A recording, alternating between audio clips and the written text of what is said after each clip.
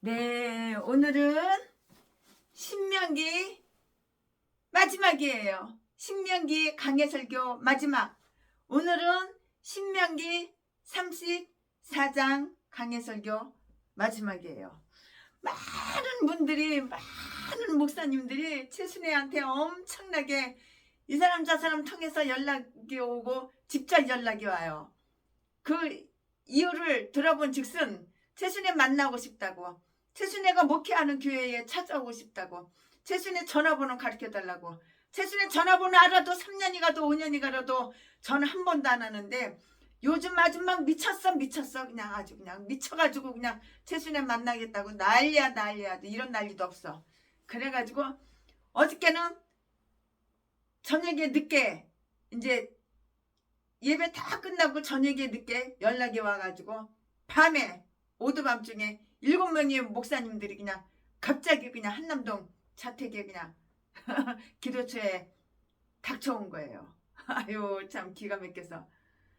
그런데 7명 목사님에 닥쳐왔지만 1년에 한 번이라도 최순애하고 얼굴을 보고 1년에 한 번이라도 최순애하고 목소리를 같이 듣고 그런 분들은 제가 그분들 고충을 다 들어주고 월세 대신 내주고 보증금 다 까먹었어? 보증금 대신 내주고 다 마련해가지고 이렇게 저렇게 해서 다 해결돼가지고 합력해서 선을 이루고 다 해결해서 보냈는데 3년이 가도 5년이 가도 전화 한 번도 안 하다가 내가 전화하면 귀찮아. 최순애 목사 뭐 하려고 전화했어. 전화 끊어. 그리고 전화 끊은 이런 인간들은 10,000원짜리 1,000원짜리 하나 안 주고 그냥 빈손으로 돌려보냈습니다. 그 7명 오신 분 중에서 4분에게는 최순애가 큰 선물을 드렸고 나머지 3분에는 빈손으로 아무것도 안 주고 그냥 돌려보냈습니다. 또 자고 가겠대 안 가겠대. 간신히 내보냈네. 네, 1년에 한 번이라도 얼굴을 보고 1년에 한 번이라도 목소리를 듣고 그러면 우리는 친구예요. 우리는 니꺼 내꺼 없어요. 최순애는 도움받는 사람이 아니에요. 도움을 주는 사람이에요. 최순애가 도움받는 곳은 위에 계신 하나님 한 분 외에는 인간들한테는 도움 안 받아요. 그러나 하나님에게는 어마무시하게 도움을 많이 받아요. 신명기 34장 강해설교 시리즈로 오늘 마지막 날인데 신명기 강해설교 마지막 날인데 마음이 조금 시원하기도 하고 섭섭하기도 하고 아쉽기도 하고 이제 곧 이어서 이제 대한민국 한 바퀴 돌고 또 변호사하고 문제 아직 돈 못 받았어요. 변호사한테 최순애가 큰 돈을 줄 때는 쉽게 갔는데 다시 되돌려받기는 그렇게 만만하지가 않아서 아직 돈을 못 받았어요. 그래서 필리핀도 못 갔고 아프리카도 못 가고 비행기표 다 티켓 사놓고 만반의 준비를 다 해놨는데 못 갔는데 어떻게 될지 모르겠어요. 하나님이 인도하시는 대로. 네, 오늘 신명기 34장. 네, 우리는 모세가 어떻게 자기의 그 유언을 잘 마쳤는가를 잘 살펴보았어요. 다 살펴보았잖아요. 그럼 오늘 본장 34장 신명기 34장에서는 어떻게 모세가 자기의 인생을 끝냈는가 하는 것을 다 읽을 수가 있는데요. 오늘 본장은 모세 자신이 기록한 것이 아니라 여호수아나 엘르아살에 의해서 이렇게 추가되었을 것이다. 그렇게 생각해요. 120살 먹은 노인네 모세가 이제 돌아가실 때가 다 됐어. 오늘 내내 해. 그러나 정신은 말짱해. 이제 목숨이 다 된 거예요. 오늘 본장 신명기 34장 모세 자신이 기록한 것이 아니라 여호수아나 엘르아살에 의해서 추가되었을 것이다. 최순애 목사는 개인적으로 이렇게 생각을 하고 있는데요. 혹은 선지자 사무엘이 여호수아의 기록이나 그 후계인들인 그 사사들이 기록해서 발견한 바를 이게 신적 권위로 기록했을 것이다. 또한 이런 생각도 최순애는 이렇게 개인적으로 이렇게 생각을 해봐요. 그 노인네가 이제 죽으려고 오늘 내라는데 어떻게 그렇게 해봐요. 여호수아 사무엘이 선지자 사무엘이 여호수아의 기록이나 그 후계인들인 사사들이 기록에서 발견한 바를 신적 권위로 기록하였을 것이다 이렇게 생각을 한다고요. 최순애 목사는 개인적으로 이렇게 해석을 이렇게 해봤어요. 이 말 틀림없을 것 같아요. 아무리 생각해보고 아무리 기도해보고 아무리 성경 뒤져봐도 그렇게. 네, 여기에서는 죽음의 임에서 한 그 행적을 대하게 되는데요. 이것은 바로 우리들 모두가 불언간하지 않으면 안 될 일이기도 해요. 이렇게 한 것이에요. 그것은 또한 잘 처리할 필요가 있는 일이라고요. 모세가 죽기 직전에, 바로 직전에, 모세가 죽기 몇 시간 전에, 하루 전에, 이틀 전에, 모세가 죽기 직전에 가나안 땅에 대해서 본 정경이 있는데 이 말씀은 1절부터 4절까지예요. 오늘 다 34장이니까 절만 얘기해요. 장 얘기 안 하겠어요. 그의 죽음과 매장됐어요. 모세의 죽음과 매장 5절부터 6절까지. 모세의 나이, 죽음 직전 나이 7절. 모세에 대한 이스라엘을 애곡 우는 거야. 통곡하고 우는 거야. 죽었으니까. 지도자가 죽었으니까. 이제 여호수아한테 바톤을 다 넘겼잖아요. 여호수아를 모세의 후계자로 세워가지고 다 바톤을 넘겼잖아요. 모세에 대한 이스라엘의 애곡 이 말씀은 8절에 있고요.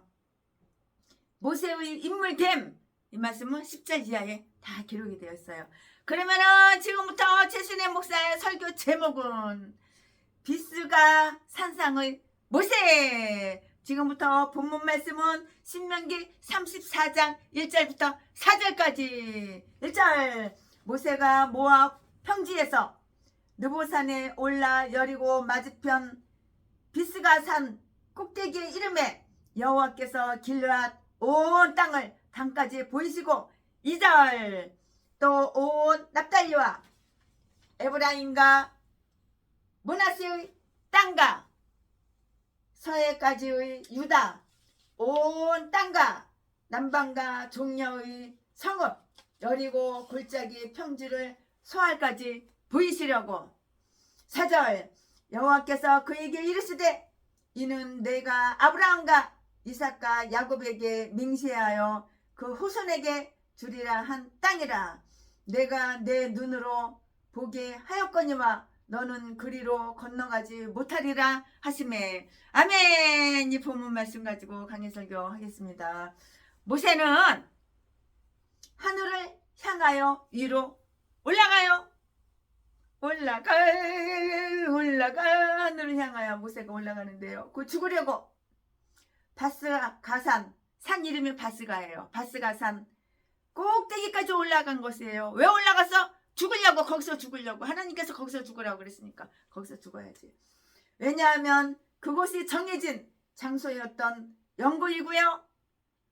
32장 49절 50절 말씀에 이스라엘은 모압 평야에 있는 평탄한 지면에 이렇게 표진하고 있었는데요. 모세는 거기에서 명령에 따라서 느보산에 올라가 비스가라 불리우는 그 산의 봉우리 곧 정상에 이르러요. 정상에 이른다고요. 1절 말씀에 비스가는 그런 탁월한 것을 일컫는 아주 총칭적 이름이라고요. 총칭적 이름인데요. 모세는 아무런 도움도 받지 않고 혼자서 비스가산 꼭대기까지 올라간 것이 분명해요. 이것은 모세의 생명의 마지막 날에도 모세의 기력이 쇠하지 않았다는 사실을 표시해요. 이제 죽을 날이 이제 하루 이틀, 죽기 직전 몇 시간 전인데 어떻게 그 노인네가 그 산꼭대기까지 올라갔겠어? 기력이 있으니까 올라가는 거야. 힘이 있으니까. 이것은 그의 마지막 생명의 마지막 날에도 그의 기력이 쇠퇴하지 않았다는 사실을 표시하는 것인데요. 한때는 모세가 자기 손들이 무거워 부축하는 사람들을 두었었지만 출애굽기 17장 12절에 그렇게 손 들고 기도하고 이기고, 네, 이제는 그런 부치긴이 없이 아무도 동반하지 않고 혼자서 홀로 나 홀로 그 고산의 아주 높은 산, 가파른 산 그 정점까지 올라갈 수 있었기 때문에 모세가 기력이 있구나. 120살 죽음 직전 몇 시간 전에도 이렇게 기력이 있었거나 그걸 알 수가 있어요. 우리가 상상할 수 있는 것은 모세가 이스라엘에게 축복을 마치고는 여호수아, 엘르아살 및 자기의 모든 친구들에게 엄숙히 작별을 구하였을 것이에요. 죽기 직전에 작별을 구하였고, 아마 이들은 산 기슭까지 모세를 모시고 갔으리라고 그렇게 생각을 하는데요. 이때 모세는 아브라함이 모리아 한 산 기슭에서 자기 하인들에게 명령한 것과 똑같은 그 저들에게 지시를 냈어요. 너희는 여기에 머무르라. 나는 저곳으로 가서 죽으리라. 그들은 모세가 죽는 것을 목격해서는 안 됐어요. 모세가 죽는 것을 그들이 목격하면은 그건 안 되는 거예요. 보고 있으면 안 되는 거예요. 모세가 죽는 장면을 그들이 보고 있으면 안 되는 거예요. 그 이유는 저희가 그의 무덤을 알아서는 안 되기 때문이에요. 모세가 죽었어. 그러니까 그 무덤을 알면 안 되기 때문에 그래서 그런 게 다 하나님의 계획이에요. 너희는 여기에 머무르라. 나는 저곳으로 가서 죽으리라. 그들은 모세가 죽는 것을 목격해서는 안 됐다고요. 안 된다고요. 그 이유는 저희가 모세의 그 무덤을 알아서는 안 되었기 때문이에요. 그러나 이런 생각이 사실이냐 아니냐 하는 것과 관계없이 그는 비스가 상정으로 산의 정상, 산 꼭대기, 산 정상 꼭대기, 산 정으로 올라가는데 이 행동은 두 가지 사실을 나타나기 위해서였어요. 그럼 그 두 가지 사실이 뭐냐? 최순혜 목사가 설명해 드리겠습니다. 그가 기꺼이 죽으려 함을 나타내기 위해서였는데요. 모세가 자기의 죽을 곳을 알았을 때 죽음을 피하기는커녕 그곳에 다다르기 위해서 가파른 산길을 즐겁게 올라갔어요. 내가 목사야. 죽음을 두려워해서는 안 되는 거야. 하나님이 언제 너 죽는다 산꼭대기 올라가서 죽을 장소 가르쳐 주시면 거기 가서 죽어야 되는 거야. 죽음을 두려워하면 안 되는 거야. 이거는 가짜 목사야. 나이롱이야. 왜? 죽음 뒤에는 죽음이 끝이 아니라 천국이 있다는 걸 우리는 알잖아. 우리는 믿잖아요. 그러니까 죽음을 두려워서는 안 되는 거예요. 즐거운 마음으로 죽어야 되는 거예요. 천국 가니까 얼마나 마음이 즐거워요. 그러니까 죽음이 얼마나 즐거워요. 하나도 무서운 게 아니에요. 모세가 기꺼이 죽으려 함을 나타내기 위해서였는데요. 모세가 자기의 죽을 곳을 알았을 때 그 죽음을 피하기는커녕 그곳에 다다르기 위해서 가파른 산길로 이렇게 즐겁게 올라갔다고요. 나 몇 시간 있으면 죽어. 신났어. 즐거워. 천국 가니까. 제일 많은 이 세상은 내 집안이네. 저 천국 가니까 얼마나 즐거워. 예수 믿는 사람 목사들은 죽음에 두려운 게 아니야. 저 천국 가니까. 제일 많은 이 세상은 내 집안이네. 저 천국이 내 집인 거예요. 영원한 내 집. 그러니까 얼마나 즐겁냐고. 죽음을 두려워하고 무서워할 것이 아니라 즐거워해야지. 이게 진짜 목사야. 이게 진짜 하나님의 종이야.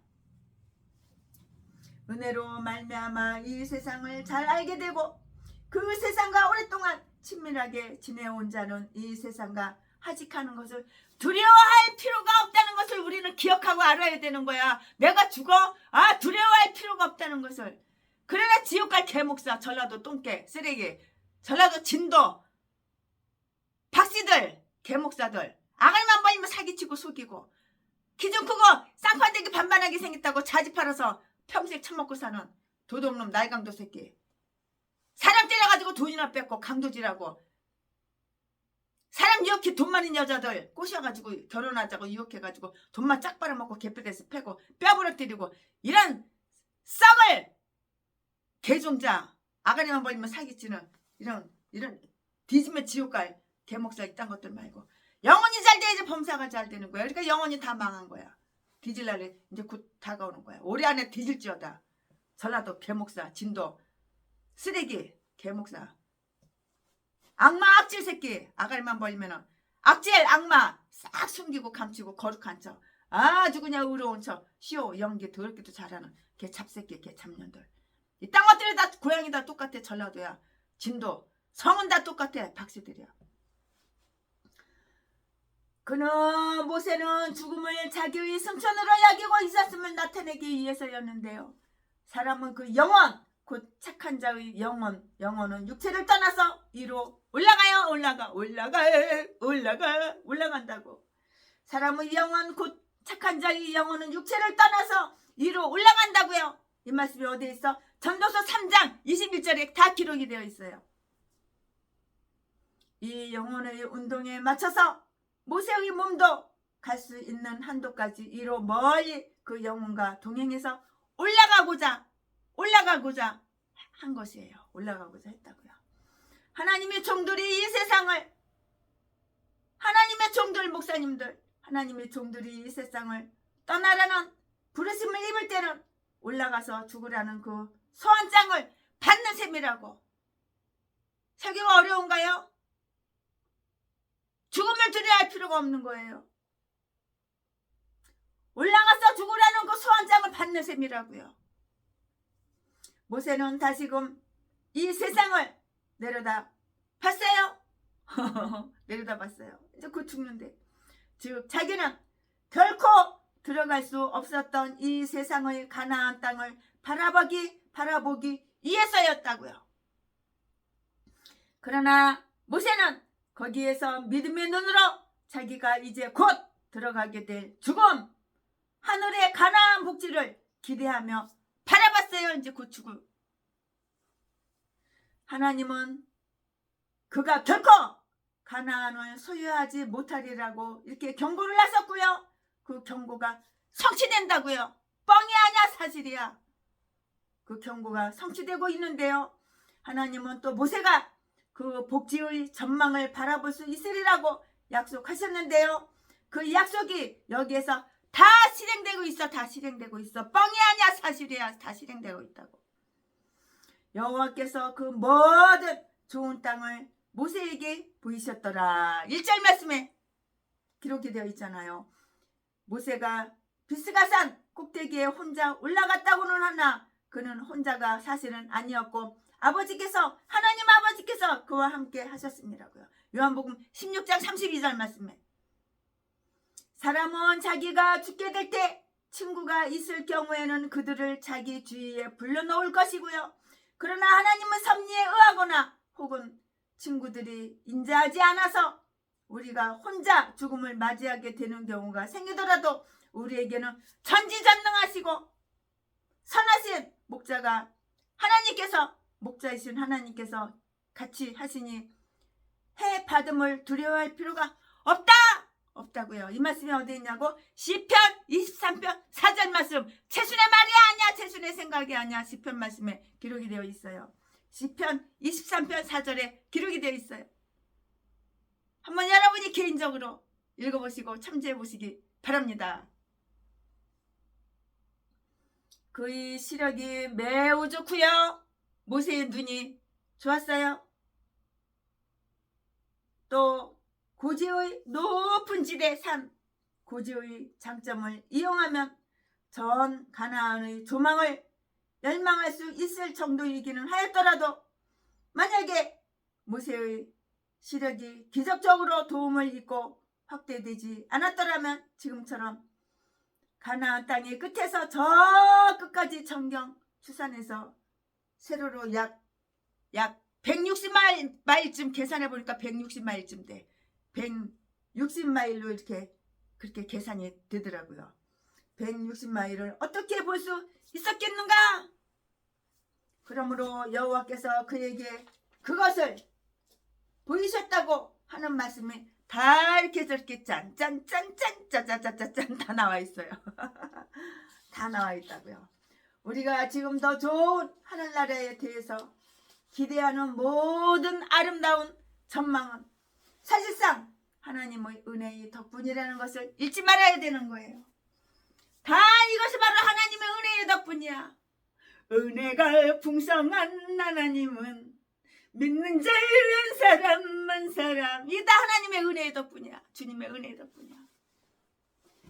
은혜 없으면 살아갈 수가 없네. 은혜 없으면 어떻게 살아요? 살 수가 없는 거예요.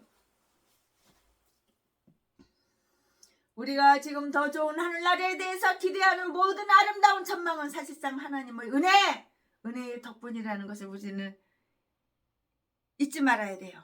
기억하고 있어야 돼요. 계시의 영과 아울러 지혜의 영을 주시는 이도 하나님 그분이시고요. 목적물과 아울러 그것을 볼 수 있는 그 두 눈을 주시는 분도 하나님이시다고요.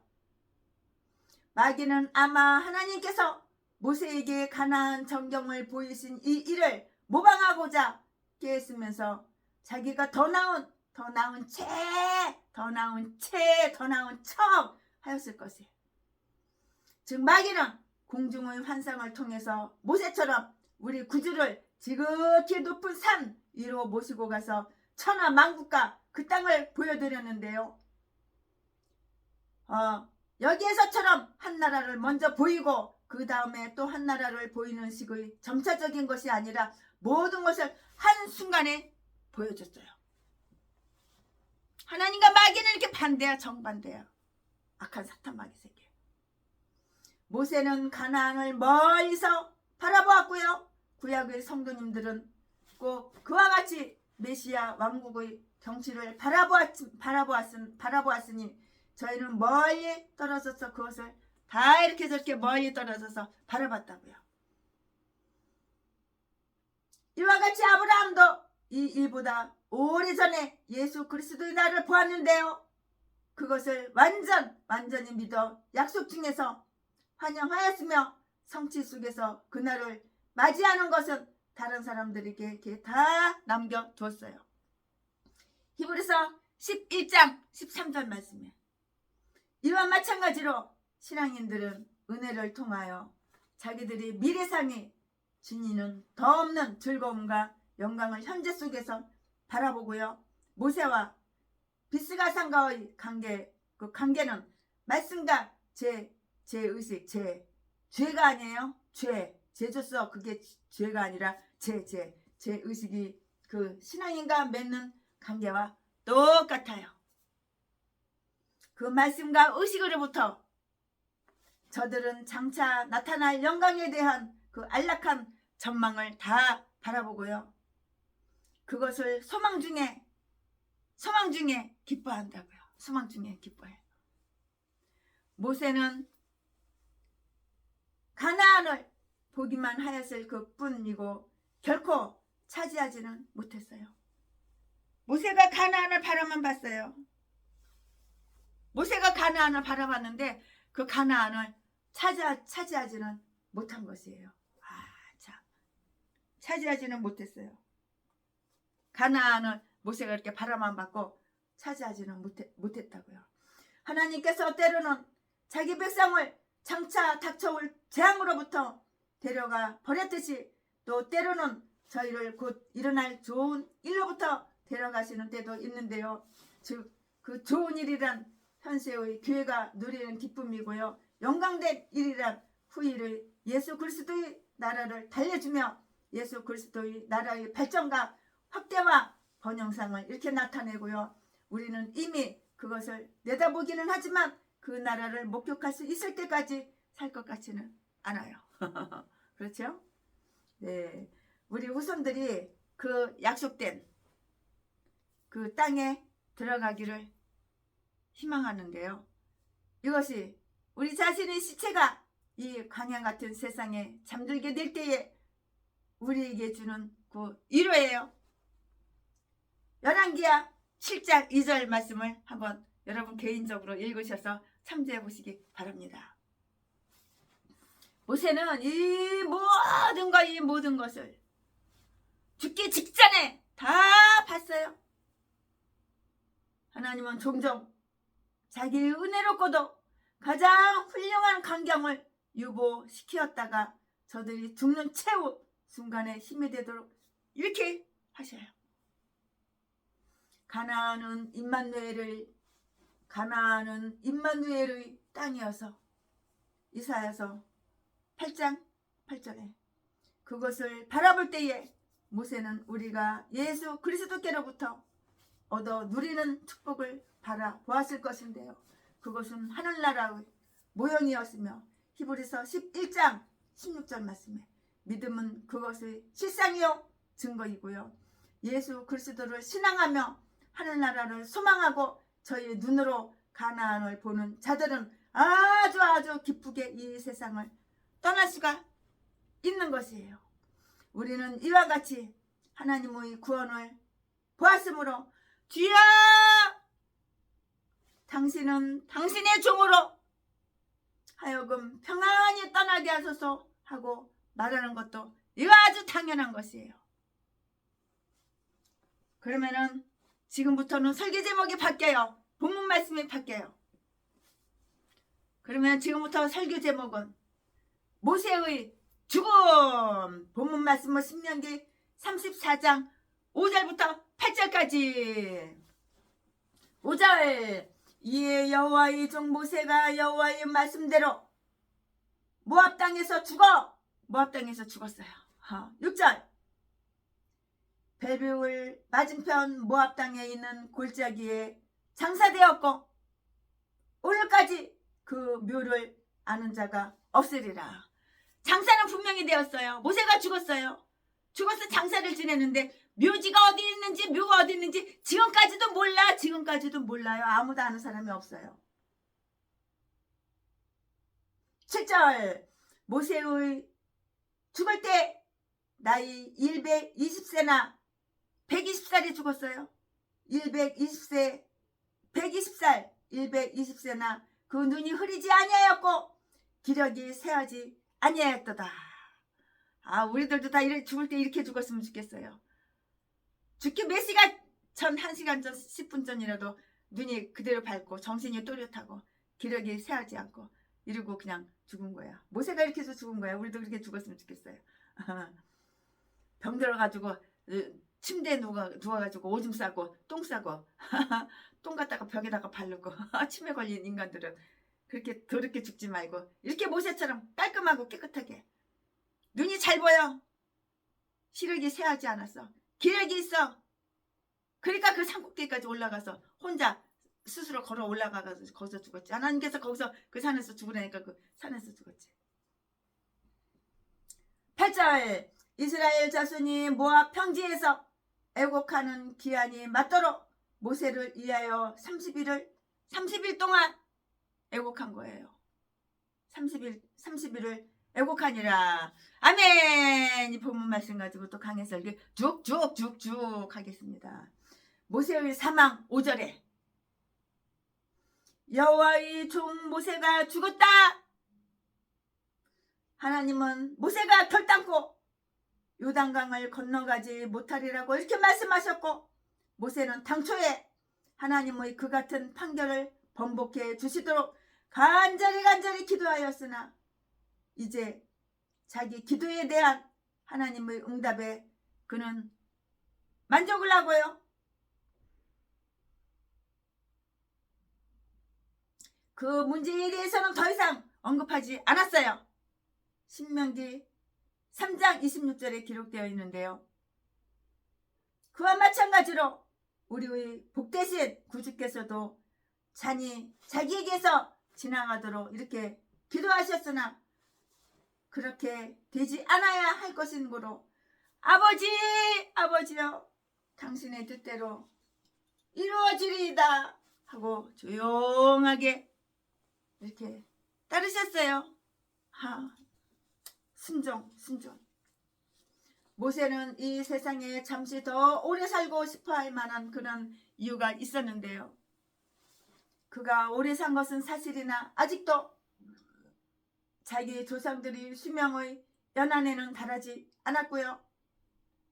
그 당시에 120살이 죽었으면 그렇게 오래 산 거는 아니에요. 모세의 아버지 아직도 자기 조상의 수명의 연한에 달하지 않았고 그의 아버지 아브라함은 137살까지 살았고 그의 조부 고아슴 133살까지 살았고 그의 증조부 레이는 137세까지 살았는데요. 출애굽기 6장 16절부터 20절 말씀에 다 기록이 되어 있고요. 그런데 모세는 그 생애가 자기 조상 그 누구보다도 더 유용했는데 왜 120살까지밖에 못 살고 죽어야 하는가? 그 이유가 무엇인가? 말씀드리겠습니다.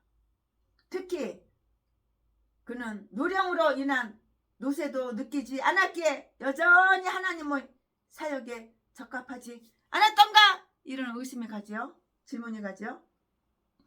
이스라엘은 그 어려운 시기에 그를 아쉬워하지 않을 수가 없었으며 그의 지도와 하나님과의 교제는 가나안 정복의 일을 수행하고 있는 저희에게는 여호수아의 그 담대함과 함께 큰 복이 있었어요. 또 그가 광야의 모든 노고를 치르고도 가나안의 즐거움을 누리지 못하게 금지 처분을 받았다는 사실은 모세 자신에게도 아주 힘겨운 괴로움이었어요. 얼마나 괴롭고 고통스러워. 가나안에 못 들어간다는 고통이고 괴로움이라고 얘기해요. 가나안에 못 들어갔으니까. 그가 그 광야의 날에 무거운 짐과 신고를 다 짊어지고서도 대업을 성취할 영예는 타인에게 사양해야 했을 때 더욱이나 자기의 그 노력에 참여할 자가 자기 아들이 아니라 그 종이었을 때 참기 힘든 괴로움이었다고요. 괴로움, 고통이었죠. 그러나 인간 모세는 아주 인간적으로 이 인간 모세는 아주 온유한 사람이었어요. 모세가 진짜 온유한 사람이었다고요. 하나님께서 그 일을 그렇게 행하고자 하심에 그는 즐겨 하나님 말씀에 복종한 거예요. 하나님 왜 나 120살밖에 못 살아요? 우리 누구는 138살까지 137살까지 다 130 왜 나를 이렇게 일찍 죽어요? 그런 소리 안 하고 그냥 하나님을 120살의 모세를 그냥 그대로 복종하고 순종한 거예요. 왜? 온유했기 때문에. 모세가 성품이 온유했기 때문에. 오늘 본문 말씀을 보니까 모세는 여호와의 종이란 칭함을 받았어요. 이것은 모세가 선량한 사람으로서 뿐만이 아니고요. 모든 성도는 다 하나님의 종인데요. 유용한 인재로 혁혁하게 유용한 자로서 하나님의 뜻을 섬겨 이스라엘을 애굽에서 구출해내고 광야를 통과하여 저들을 인도해낸 자였기 때문이에요. 바로 이 이유가 때문이라고요.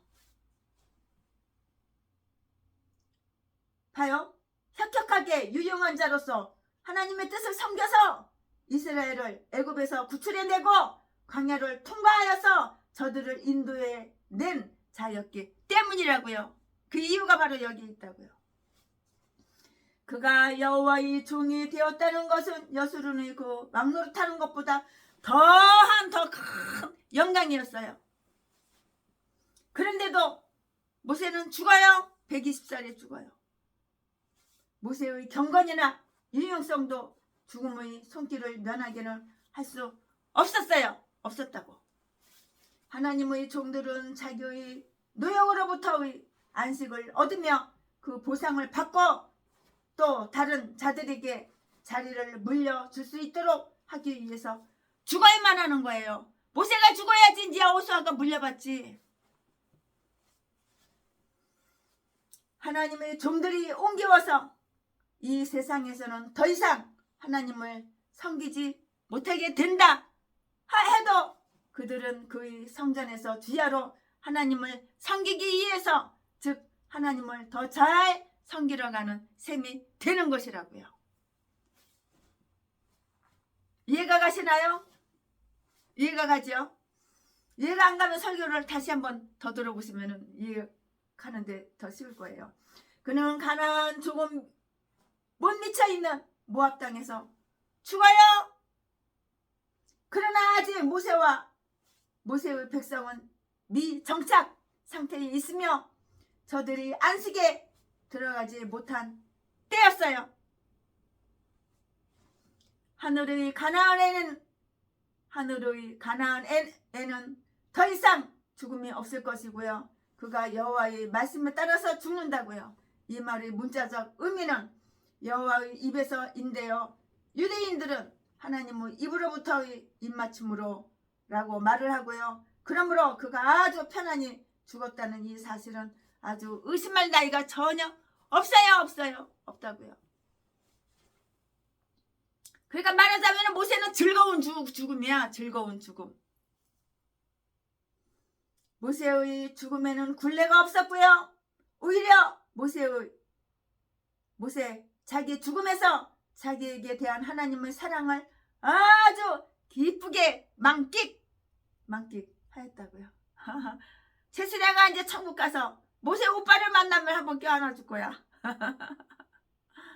사랑하는 모세 오빠를 한번 껴안아 줄 거야. 그러나 그가 여호와의 입에서 죽었다는 것은 바로 그가 하나님의 뜻에 순응하여 죽었음을 뜻하는데요. 여호와 하나님의 종들은 자기들이 다른 모든 일을 마쳤을 때는 주님께 순종하여 마침내는 죽어야 하고요. 주님이 자기들을 부르러 이렇게 보내실 때는 언제든지 기꺼이 본향으로 돌아가기를 기뻐해야 한다는 것을 기억해야 되는 거예요. 하나님께서 최순애 나 죽어! 내가 오늘 나 데리러 올 거야. 너 오늘 죽어. 그러면 최순애는 기뻐하고 즐거워해야 돼요. 천국 가니까. 싫어요. 나 이거 또 건축업자 장로님께서 건물을 갖다가 대한민국 팔도강산에 다 줘서 이것도 수박이고 이거 다 내가 죽으면 국가로 가는데 아직까지 이혼도 안 했는데 나 죽으면 어떡해요. 싫어요. 그럴 게 아니라 유언을 딱 해야지. 최신에 죽으면 가난한 사람들 다 나눠주라고. 팔도강산에 있는 기도와 최신의 이름으로 등기된 거 다 주라고 유언하고, 그리고 기쁜 마음으로 즐거운 마음으로 랄랄랄랄랄랄랄랄라 나는 천국 간다. 이 기쁨 천국 간다. 즐겁고 기쁜 마음으로 가야 되는 거야. 이게 바로 목사야. 이게 바로 하나님의 종이야. 주님이 자기들을 부르러 보내실 때는 언제든지 기꺼이 본향으로 돌아가기를 기뻐해야 한다는 것을 우리는 기억하고 알아야 되는 거야. 이게 바로 목사야. 이게 믿음으로 사는 자는 이게 바로 믿음으로 사는 거야. 하늘로 받겠네. 이게 바로 믿음으로 사는 거야. 그의 장사 6절 말씀에 모세가 엘리야처럼 하늘로 들려 옮겨졌다는 것은 일부 유대인들이 조작한 근거 없는 상상이고요. 상상이라고요. 그는 죽어 장사되었다고 여기에 분명히 말하고 있기 때문인데요. 그런데 아마 모세는 예수 그리스도의 변화 산상의 장엄함을 더 아름답게 하기 위하여 부활하여 엘리야를 만났을 것이라고 이렇게 생각이 돼요. 만났을 것이에요. 하나님이 친히 모세를 매장하셨으니 곧 천사들이 수고를 통하여 아주 은밀하게 그러나 아주 훌륭히 이 장례를 치르셨을 것이에요. 분명한 사실이에요. 최순애가 못 봤지만 그렇게 믿어요. 그렇게 믿어서 의심하지 않아요. 하나님은 자기 종들의 시체까지도 돌보신다는 것을 우리는 알아야 되는 거예요. 최순애가 고아 출신이야. 가족이 없어. 최순애 죽으면 누가 최순애 송장을 갖다가 시체를 갖다가 누가 치워줄까? 하나님이 치워줘. 그런 걱정 안 해요. 그러나 아주 훌륭히 장례를 치르셨을 것인데요. 하나님은 자기 종들의 시체까지도 돌보신다는 것을 유의하자고요. 저희 죽음이 귀하듯이 저희의 티끌, 즉 죽음, 시체, 송장, 죽음도 귀하여서 하늘의 티끌도 잃어서는 안 되고요. 죽음과 함께 하나님의 언약이 기억되어야 하는데요. 모세가 죽었을 때는 하나님이 모세를 묻어준 거야. 채순애가 죽으면 누가 묻어줘? 가족이 없으니까 하나님이 묻어주지 누가 묻어줘? 그 수백억은 다 국가로 들어가고. 그러나 예수 그리스도께서 죽으셨을 때는 하나님이 그를 살리셨어요. 모세의 율법은 끝이 있으나 예수 그리스도의 복음은 그렇지 아니하기 때문인데요. 우리 예수 믿는 신앙인들은 율법에 대해서 죽은 바 되었으니 이는 저들이 다른 분 곧 죽은 자 가운데서 살아나신 그분과 혼인을 맺기 위함이라고 로마서 7장 4절에 말씀에 기록이 다 되어 있어요. 미가의 천사장 곧 예수 그리스도께서 모세의 매장을 담당하신 것 같은데요. 이것은 모세 율법이 예수 그리스도에 의해서 폐한받으며 길에서 거치지 않게 치워져서 그의 십자가에 못 박혔고 그의 무덤에 무장되었기 때문이에요. 골로새서 2장 14절 말씀. 그는 벳볼 건너편 계곡에 이렇게 장사되어 있어요. 그를 장사 지낸 천사들이 그를 요단강 건너편 운반해가지고 그를 족장들과 함께 막벨라 굴에 장사 지내기란 얼마나 용이한 일이었겠는가.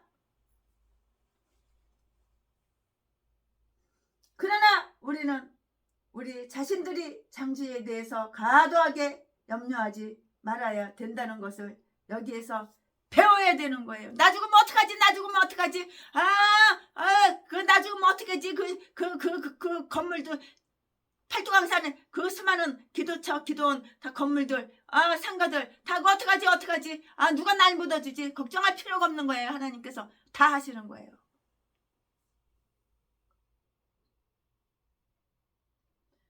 우리는 우리 자신들이 장지에 대해서 과도하게 염려하지 말아야 된다는 것을 여기서 오늘 다 배우는데요. 만약에 우리의 영혼이 하나님과 함께 안식하고 있다면 우리의 몸이 어디에 잠들어 있든지 그것은 결코 그렇게 중요하지가 않아요.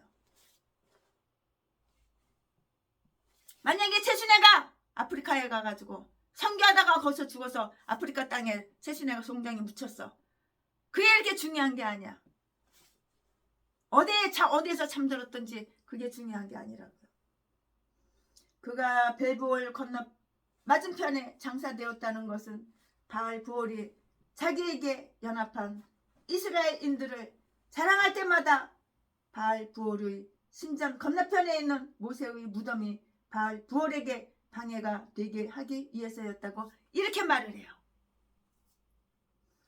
구체적 지명은 알려지지가 않았어요. 알려지지가 않았는데 그것은 우상숭배를 그토록 잘하는 성미의 이스라엘 자손이 저기 국가의 위대한 창시자요 은인인 모세의 시체를 봉헌하여 경배하는 일이 없도록 하기 위해서였을 거예요. 그 우상숭배하는 그 시체 가지고 우상숭배 그렇게 하려고 그럴까봐 그걸 예방하기 위해서 무덤을 안 가르쳐 주는 거야. 몰라. 지금까지도 몰라. 모세의 무덤이 어디 있는지 몰라. 사실 우리는 저들이 저지른 우상숭배의 본보기 중에서 저희가 유골 숭배를 한 적이 있다는 그 기록은 아직까지는 읽지를 못했어요. 아직까지는 읽어본 적이 없어요. 그 이유는 아마 저희가 이처럼 모세 숭배를 금지당하였기 때문에 다른 어떤 자를 그렇게 예배한다는 것은 수치로 생각한 탓이리라 이렇게 생각이 돼요. 어떤 신학자 우리 선배 목사님은 어떤 분은 이렇게 모세의 시체를 감춰졌으므로 죽은 자와 문답하는 강신술사가 엔돌이 신접한 여인이 사무엘을 불렀던 것처럼 그를 불러 올려서 시끄럽게 하는 일이 없도록 하기 위해서 모세의 시체를 싹 숨겼어. 아무도 몰라. 모세 무덤 몰라. 모세가 어디에 잠들어 있는지 그 시체 몰라. 죽은 것까지는 아는데 이렇게 말을 하는 분이 계셔요. 맞는 말이잖아요. 하나님은 자기 종 모세의 이름과 기억이 이토록 학대밖에 버려두시려고 하지 않으셨는데요. 많은 자들이 생각하기로는 유대의 구절에 언급된 대로 모세의 시체에 대해서 미가엘과 마귀 사이에 다툼이 있었다고 이렇게 말을 해요. 모세 시체 갖다 놓고 미가엘하고 마귀하고 다투는 거야. 서로 가져가려고. 이 시체 서로 가져가려고. 마귀는 그 장소를 알려고자 하였으니 이는 그로 백성의 올무가 되게 하고자 함이었고요. 마귀는 악한 짓만 하는 거잖아. 그러나 미가엘은 마귀가 알리는 것을 못하게 하고자 하였던 것이군데요. 그러니까 서로 싸우지. 의견이 안 맞으니까 서로 싸우지. 그러므로 타계한 성도님들의 유골에게 하나님의 영광을 부여하는 일에 찬성하는 자들은 우리의 왕 대신 미가엘을 거스리고 마귀를 편드는 셈이 되는 거예요.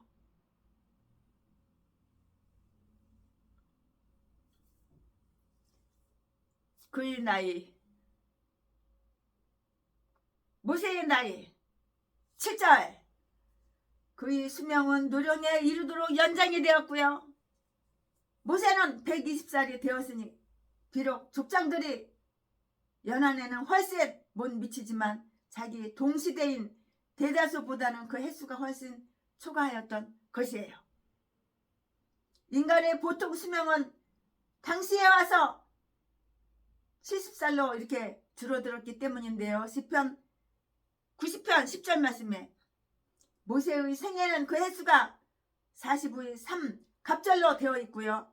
그 첫 40년은 조정의 신하로 바로의 궁정에서 안락하고도 영광스럽게 살았던 때예요. 바로의 궁전에서 좋은 음식 먹고 좋은 옷 입고 궁전에서 바로의 궁전에서. 두 번째 40년은 그가 미디안 땅에서 가난하고 고독한 목자로 산 때이고요.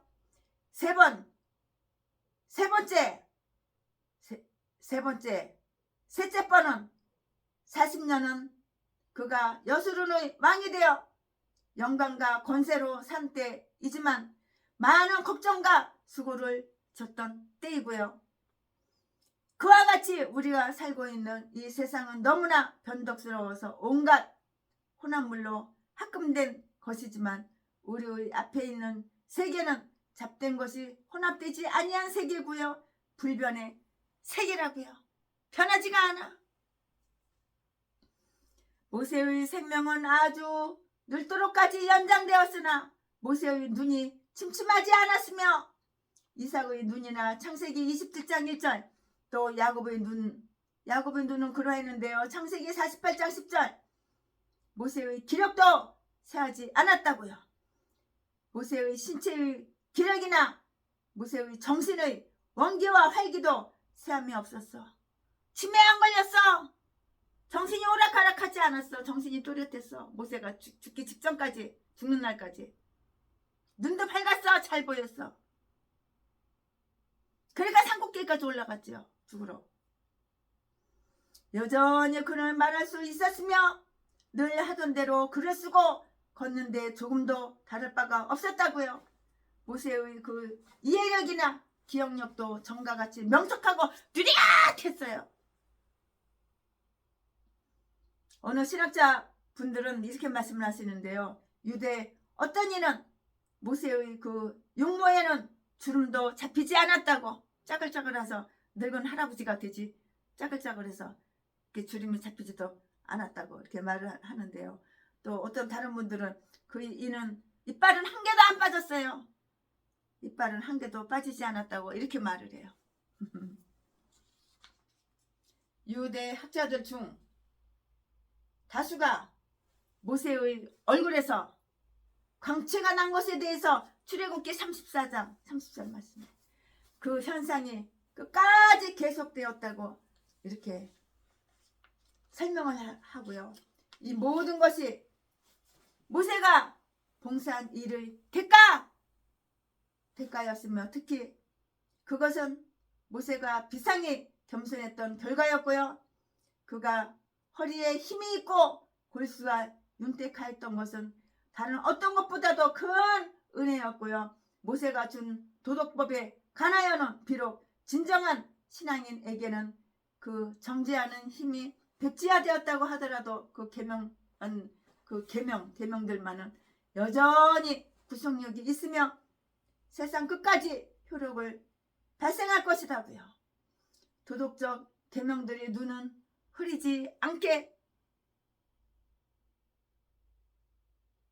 흐리지가 않았으니 그것들이 마음의 생각들과 뜻을 분별하기 때문이에요. 헷갈리지 않았어요. 또 계명의 기력과 의무는 쇠퇴하지 않았으니 우리는 여전히 예수 그리스도께 대한 율법 아래 있기 때문이라고요.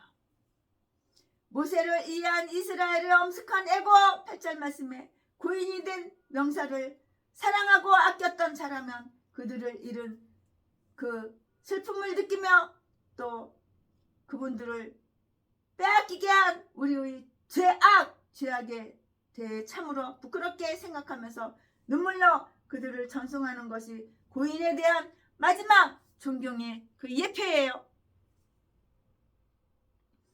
참회의 눈물은 이런 일에 매우 잘 어울리는 법이기 때문인데요. 그럼 다음과 같은 사실을 한번 관찰해 보자고요.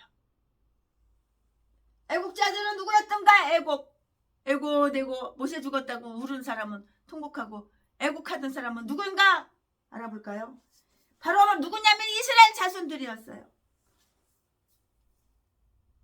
모세가 죽었다고 그렇게 30일 동안 애국한 거예요. 누가? 이스라엘 자손들이 그랬다고요. 애국했다고요. 애국. 그들 전체가 그 의식이 무엇이었던 간에 그 의식에 순응하였는데요. 비록 그들 중 일부는 아마 모세의 통치를 달가워하지 아니하였던 자들이며 거짓 애국을 하였을 거예요. 씨오 연기, 속으로는 슬프지 않은데 겉으로 슬픈 채 거짓으로 애국해했던 그런 인간도 있을 거라고요. 아마도 그런 자들 중에는 그 전에 모세 및 그의 강요들과 분쟁하였던 자들도 있었을 거예요. 모세하고 싸웠던 인간들. 또 아마 그들은 모세를 돌로 쳐 죽이고자 얘기했던, 모세를 돌로 쳐 죽이자고 그랬잖아. 그런 인간도 껴있지. 그러니까 슬프지도 않은데 슬픈 척, 껍데기만 눈물 흘리는 척 슬픈 척 애국하는 거야. 눈물을 한 방울도 안 나오는데 아이고 모세가 죽었네, 아이고 슬퍼라, 개소리 씌우 연기하는 거지. 전라도 똥개 쓰레기, 전라도 진도 제비 목사 새끼처럼 이 개싼 것들이 다 전라도야. 얼마나 쏘이 연기를 잘하는지. 채. 또 아마 그들은 모세를 돌로 쳐 죽이고자 얘기했던 자들일 것이고요. 그러나 그런 자들조차 비록 모세가 생존했을 때에는 그를 어떻게 소중히 존중해야 할지 알지 못하였으나 이제 그를 이제 죽었잖아요. 모세가 그 마당에는 그를 상실한 느낌이 절실하여 애도하지 않을 수 없었을 것이라고 그렇게 생각할 수가 있는데요. 그리하여 원망하던 자들도 교훈을 배우게 되었다고요.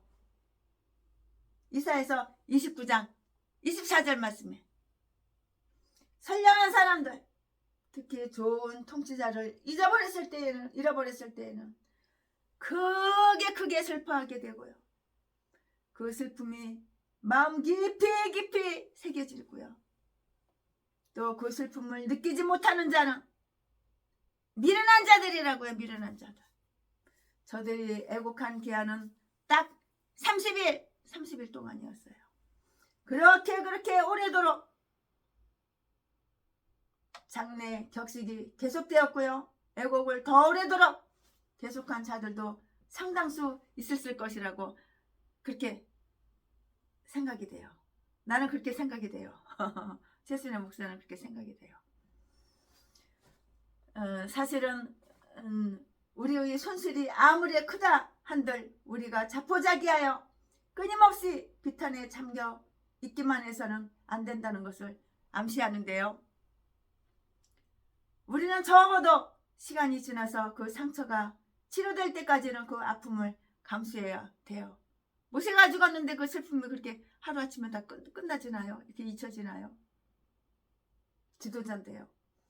우리가 기뻐하며 하늘나라로 가기를 소망한다면 무엇 때문에 굳이 애곡하면서 묘지를 향한단 말인가요? 모세의 의식법은 죽어서 예수 그리스도의 무덤에 장사되었고요. 그러나 유대인들은 아직까지도 그 율법에 대한 그 애곡을 끝내지 않고 있어요. 아멘. 지금부터는 설교 제목이 바뀌고요. 설교 제목이 바뀌고요. 본문 말씀이 바뀌어요. 지금부터 설교 제목은 모세의 인품. 본문 말씀은 신명기 34장 9절부터 12절까지. 9절. 모세가 눈의 아들 여호수아에게 안수하였으므로 그에게 지혜의 신이 충만하니 이스라엘 자손이 여호와께서 모세에게 명하신 대로 여호수아의 말을 순종하였더라. 10절. 그 후에는 이스라엘에 모세와 같은 선지자가 일어나지 못하였나니 모세는 여호와께서 대면하여 아시던 자요. 11절. 여호와께서 그를 애굽 땅에 보내사 바로와 그 모든 신하와 그 온 땅의 모든 이적과 기사와 12절. 모든 큰 권능과 위엄을 행하게 하심에 온 이스라엘 목전에서 그것을 행한 자더라. 아멘. 이 본문 말씀 가지고 나머지 강해 설교 쭉쭉쭉쭉 연결해서 하겠습니다. 짠. 우리는 이 부분에서 모세와 여호수아에게 대한 그 대단한 명예스러운 그 찬사를 보게 된다고요. 저들은 각각 자기에 대한 찬사를 받으며 또 받아야만 마땅한 것이에요. 우리가 살아있는 친지들이 찬양에 급급한 나머지 고인이 된 분들이 그 공적을 완전히 잊어버리면 이건 아주 배운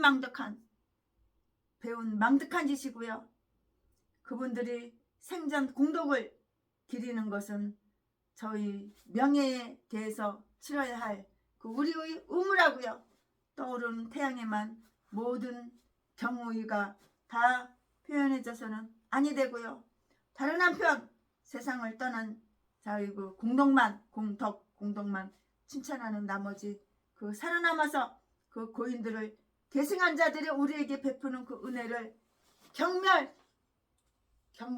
것도 참 공정하지가 못한 그러한 처사예요. 이거 공정하지가 못하다고요. 그런 처사라고요. 이 두 가지 이래서 하나님께 찬송을 이렇게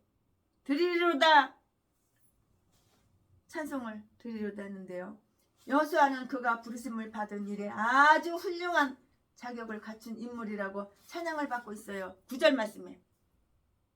누가? 여호수아가. 모세는 이스라엘을 가나안 접경까지 인도에 오고서야 죽어 저들 곁을 떠나는데 이것은 율법이 아무것도 온전케 하지 못했음을 의미하는 것이고요. 히브리서 7장 19절 말씀에. 율법은 사람들을 회개의 광야로 인도해 가지만 안식과 정착된 평강의 가나안 땅에는 인도해 드리지 못한다고요. 그것은 여호수아를 위해서 예비된 영예였으니 여호수아는 우리 주님 예수 그리스도 예수님의 예표였고요. 그 율법이 육신으로 말미암아 연약하여 할 수 없는 것을 우리에게 행하여 주는 그 일이고요. 로마서 8장 3절 말씀에. 그를 통하여 우리는 안식으로 들어가는 것이니 곧 양심이 누리는 영적 안식과 하늘 본향에서의 영원한 안식이라고요. 영원한 안식이라고요. 세 가지 일이 이 중대한 사업에 대한 여호수아의 소명을 분명히 하기 위해서 동시에 다 일어났어요. 하나님께서 그러하여금 이 대업에 적합하게 하셨는데요. 그는 지혜의 영으로 충만해졌고요. 그토록 개팍한 백성을 다스려야 하고 그렇게나 책략 있는 백성을 정복해야 할 그에게는 그런 지혜가 있어야 마땅했던 거예요. 지혜 없으면 어떻게 지도자가 돼요? 마땅했던 것이라고요. 행동은 장군에게 있어서는 용기만큼 필수적인데요.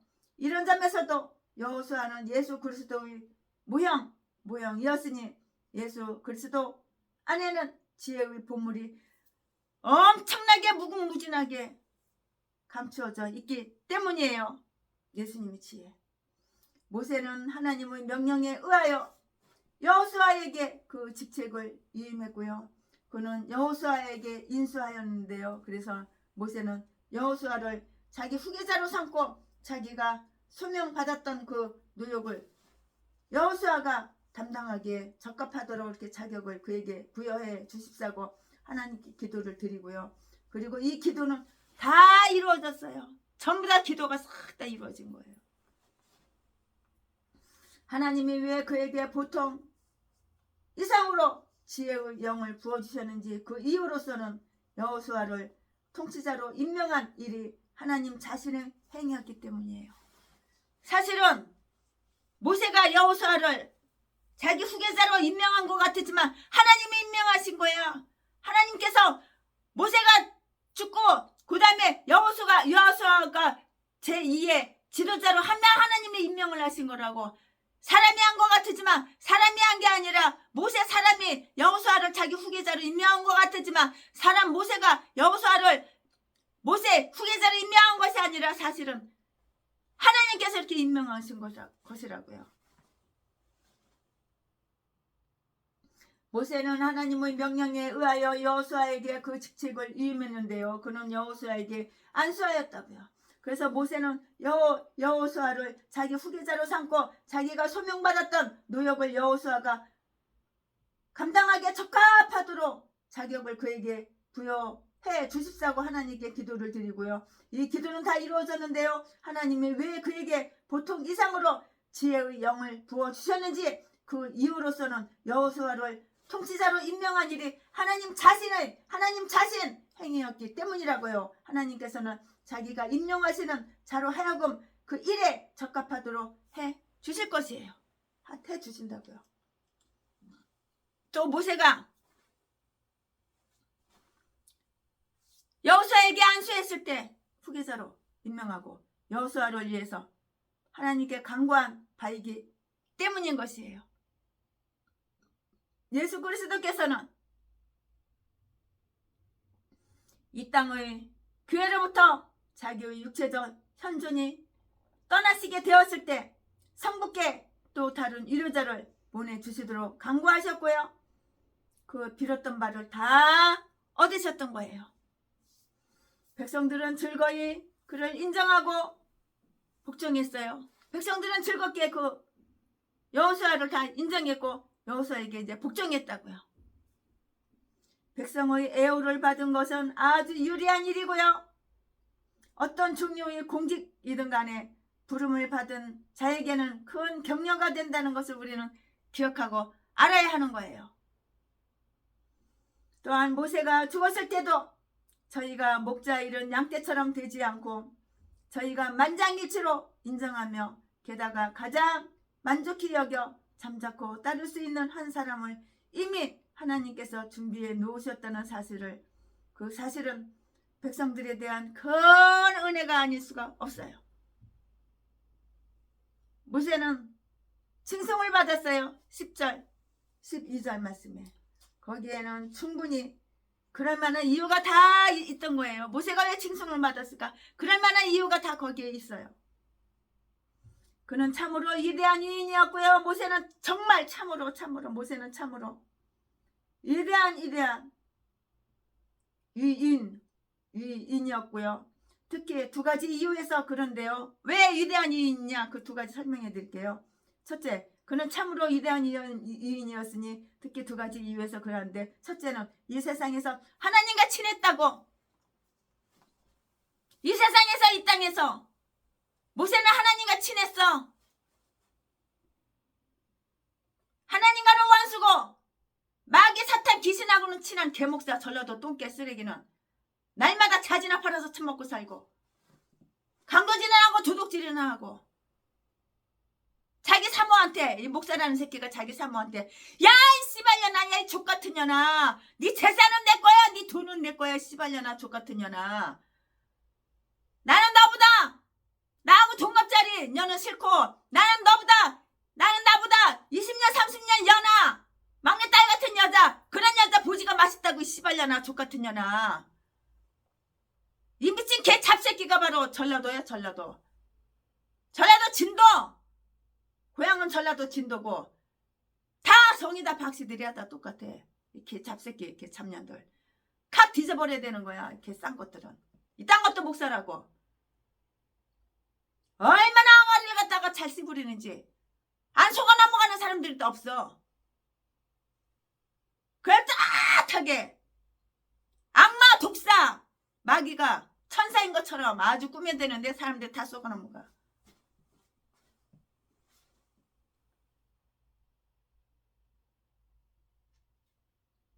백성들은 여호수아를 인정하고 여호수아에게 복종하였는데요. 백성의 애호를 받는 것이 아주 유리한 일이잖아요. 모세는 하나님과 너무도 친했어요.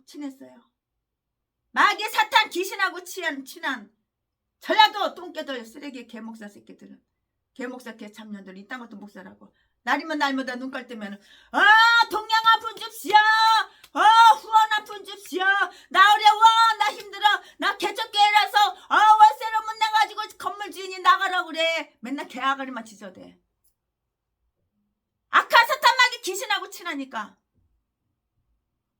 하나님하고는 원수니까 개소리만 지저대는 거예요. 개싼 것들이 누구야? 다 전라도. 고향이 똑같아. 전라도 고향이 어디야? 전라도 진도. 성이 다 똑같아. 박씨들. 개싼 것들, 개잡년, 개잡새끼 이딴 것도 목사라고. 칵 뒤져버려야 돼. 이딴 것들은. 왜 사람 때리고 왜 도둑질하고 처먹고 살아? 사람 때리고 왜 돈 뺏어? 왜 강도질하고 도둑질하고 처먹고 살아? 너 딴 새끼가. 왜 사기쳐가지고 왜 남의 재산 짝 빨아 처먹어? 그리고 사람 때려가지고 버리고 다른 여자한테 갈아타고, 결혼식만 해도 왜 10번도 더 하고, 700명 800명 여자들 다 쑤셔주고 재산만 짝 빨아먹고 개프레스 패스 버리고. 너 딴 게 목사냐 이 개잡새끼야, 개잡년아. 그러니까 제비지. 자지 팔아쳐먹고 사는 제비지. 강남간 날라다니는 제비가 아니야. 자지 팔아쳐먹고 사는 제비 새끼지. 이 땅이 다 목사래. 전라도 똥개 쓰레기들. 모세는 이 세상에서 하나님과 친밀했고요. 모세는 하나님께 대하여 모세는 하나님께 대면하여 아신 자고요. 하나님도 그가 대면하여 알았던 분인데요. 민수기 12장 8절. 그는 어떤 자보다도 더 적어도 구약 성도들 중에서 하나님의 영광을 많이 본 자이고요.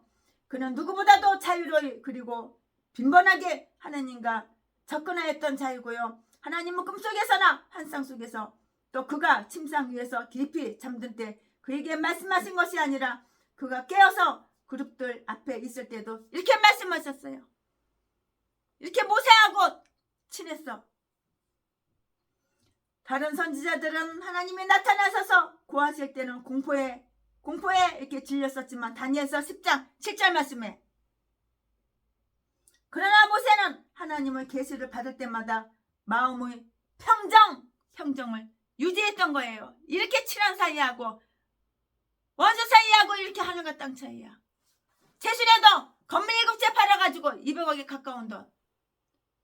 채술이하고 친한 사람, 가까운 사람 먼저 나눠주지. 얼굴 한 번도 본 적이 없는 사람, 그런 사람 나눠주지 않았어. 폭행하고 때리고 강도질하고 사기쳐서 처먹고 이런 전라도 똥개들, 아가리 한 번이면 사기치고 이런 똥개 전라도한테는 10,000원짜리 하나 1,000원짜리 하나 준 적이 없어 지금까지.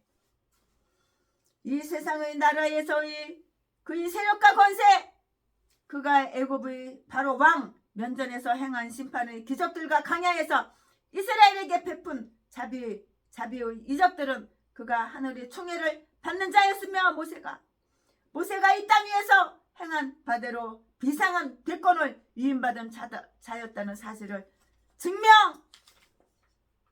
증명하기에 아주 좋게요. 틀림없이 좋겠다고요. 만족하다고요.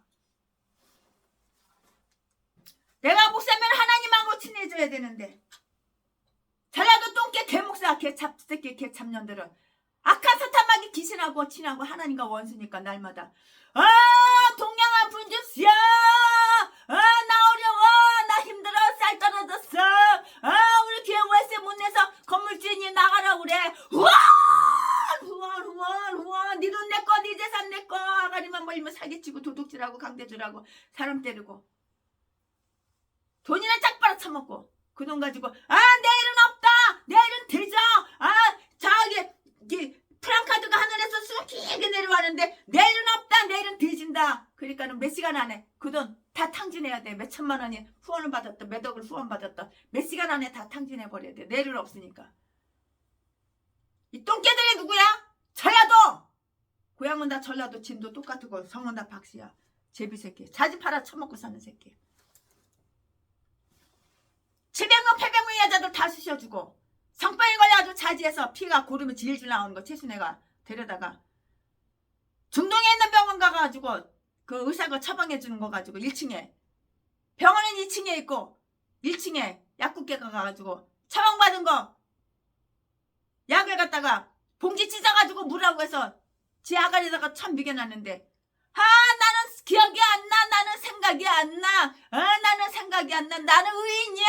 나는 예수님보다도 인생도 깨끗하게 살았어. 나는 의롭게 살았어. 얘라 이 개잡새끼야. 아가리는 사시미 칼로 팍 찔러 뭐가지 찔러서 죽여야 되는 거야. 눈구멍을 빼버려야 되는 거야. 이렇게 잡새끼는 빨리 뒤져버려. 빨리 뒤져버려. 올해 안에 뒤져버려. 어차피 지옥 거야. 걔 잡새끼니까. 아가리만 벌리면 사기치고 속이고.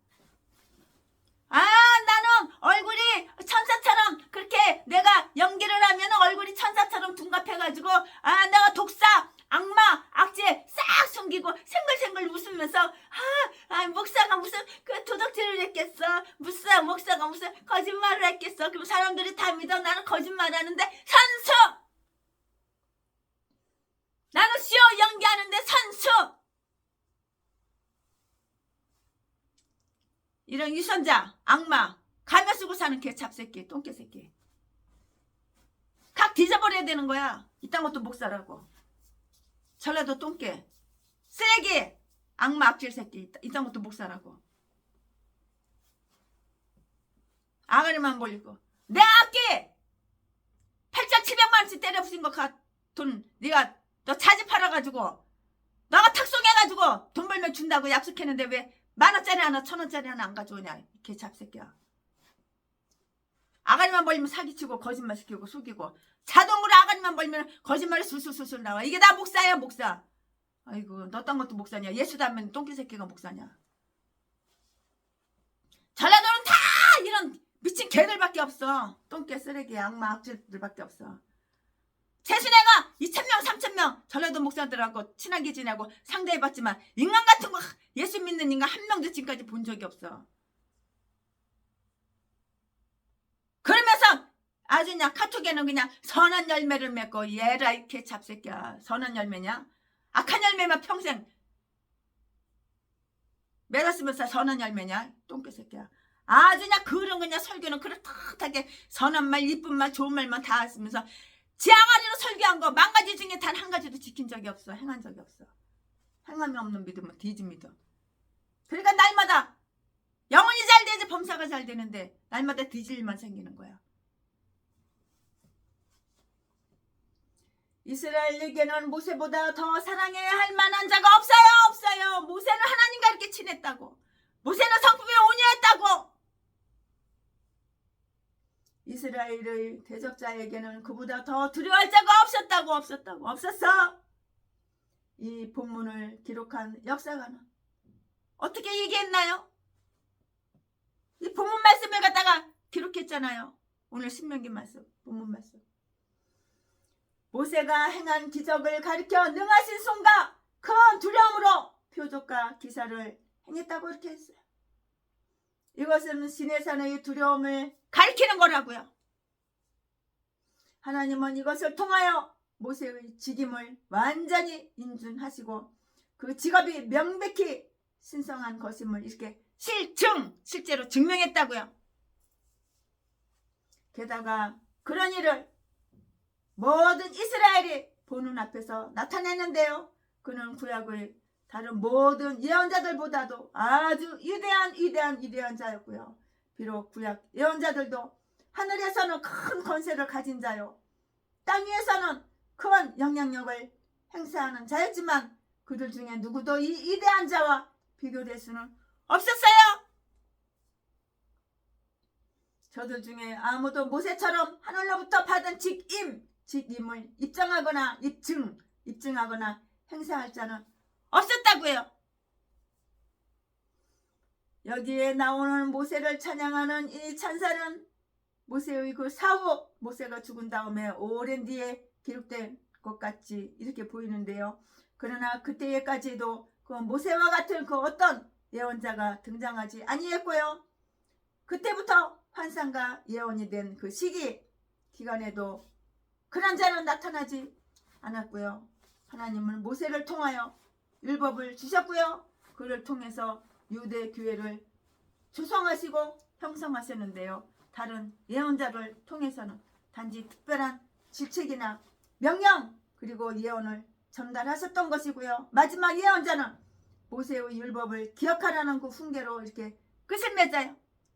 빌립보서 4장 4절 말씀에 예수 그리스도께서는 친히 모세의 기록을 둘치시고 멀리서 그 예수 그리스도의 나를 바라보고 그에게 관해 말한 증인으로서 모세를 보증하고 보증하신 적이 한두 번이 아니었다고요. 예언자들이 모세에게 도저히 미치지 못했어요. 다른 예언자들이 모세에게 도저히 미치지 못했다고요. 깹이 안 돼. 셈이 안 돼. 다른 예언자들이 모세에게 도저히 미치지 못하였으나 우리 주 예수께서는 그를 능가하셨다고요. 당연하죠. 우리 주의 교훈은 더 훌륭하였고 그의 기적은 더 혁혁하였으며 하나님 아버지와의 교제는 더 친밀하였고요. 그는 영원 전부터 하나님 아버지의 품에 안겨워 있었기 때문이고요. 그를 통하여 하나님은 이 마지막 날에 우리에게 말씀해 주시고 계시는데요. 모세는 종으로서 충실하였으나 예수 그리스도께서는 아들로서 하나님의 아들로서 예수 그리스도께서는 하나님의 외아들로서 신실하셨다고. 신실하셨다고. 모세의 역사 기록은 그를 모압 평지에 장사 지낸 채 버려두며 그를 통치 기간도 그것으로 종언을 고하게 하지만 우리 구주의 역사는 그를 높은 보좌의 우편에 앉아 계시도록 하여서 우리는 그의 다스림과 평강에는 끝이 없으리라고 이렇게 확신을 해요. 사도는 히브리 서신에서 예수 그리스도인이 된 우리가 고백한 이 거룩한 종교에 왜 복종하고 무단히 신실해야 하는지 그 훌륭한 이유를 설명하기 위하여 예수 그리스도께서 모세보다 탁월하신 분임을 장황하게 증명하고 있다고요. 당연하죠. Of course, 당연하죠.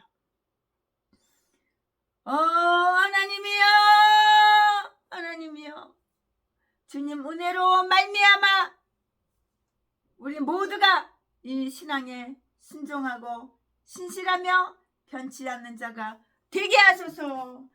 아멘. 신명기 강해 설교는 여기가 끝입니다. 최순애 목사가 준비한 것은 여기가 끝이고 오늘부로 신명기 강해 설교 34장이 끝났습니다. 최순애 목사가 신명기 강해 설교 시리즈로 강의한 것은 여기까지가 오늘이 끝입니다. 아멘.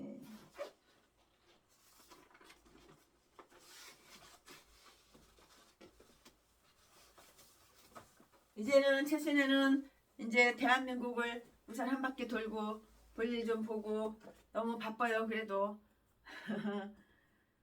그리고 이제 또 다음 거 준비하고 이렇게 해서 또 다시 돌아오겠습니다. 심령이 가난한 자는 천국이 저희 것이요 애통하는 자는 복있니 위로를 받을 것이요 온유한 자 복이 있나니 땅을 기업으로 받겠네 의에 줄이고 목마른 자는 저희 배부를 것이요 국률이 여기는 자는 국률이 여김 받겠네 마음이 성결한 자는 마음이 청결한 자는 하나님을 볼 것이요 화평케 하는 자는 하나님의 아들이라 일컫네 을을 위하여 핍박받는 자 천국이 저희 것이라 내게도 주소서 내가 불굴 받기 원하네 오네 주여 주소서 아멘. 네, 신명기 강해 설교 오늘 여기까지가 끝입니다. 이제 신명기 없어요. 더 이상 없어요.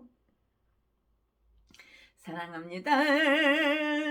나의 하나님 감사합니다. 사랑합니다.